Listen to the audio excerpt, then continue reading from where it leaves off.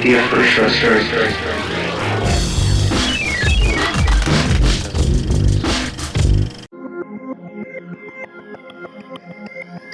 The difference in social technology at its core from other technology is that it enables people's personalities to come out in different ways.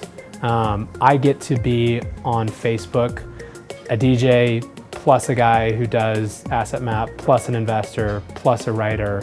I get to engage with all my different communities in different ways. These things relate fundamentally to the human experience and desire to come together and just allow us to manage it better. It's not just enough to have a presence on Facebook or to create a Twitter handle. You really need to be engaged in that dialogue, and you have to ensure that it's a two-way communication and that you're learning as much from the community as the community is learning from you, and it's a give and take. When I'm talking to organizations about, for example, raising money online, you can't think of a platform, a giving platform online as an ATM machine. If you build it, it doesn't mean that they're going to come. And so what are the opportunities for people to get smarter about using those tools and not just saying, okay, I need to be on Facebook or I need to have a presence on Twitter, but to really understand what that means. Technology, one, unlocks information that we didn't know before. So, it sounds like a simple example, but we could have told the conference planners at this what music people liked most, just based on their Facebook accounts that they had given us access to.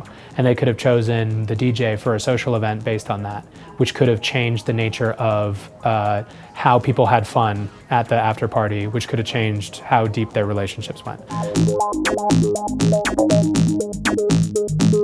In the early days of AOL, Steve Case was looking for that killer app. What is that thing that's going to bring everybody to the internet? And in some respects, he's thinking, okay, well, online shopping, that's the future of the internet. Or people are going to want to go to the internet because they're going to want to read news articles, or people are going to want to go to the internet to check their stock quotes. But at the end of the day, it wasn't about creating that killer app. It was about really understanding what the community had to offer. When people were going online, it was because they wanted to connect with others who were like-minded. And so in the early days in AOL, you had created your screen name. It may have been a personification of who you were, but that was an element. Now, fast forward 10, 15, 20 years, how we're connecting online and engaging person to person is very different. That's a really interesting evolution to see. I'm pretty bullish, I'm pretty optimistic. I understand how these things can be dehumanizing and how you can just sort of stay behind a computer. And it's good to always keep that in mind. But as long as there are people who are slightly cynical and slightly skeptical about this stuff, I think we're going to be just fine.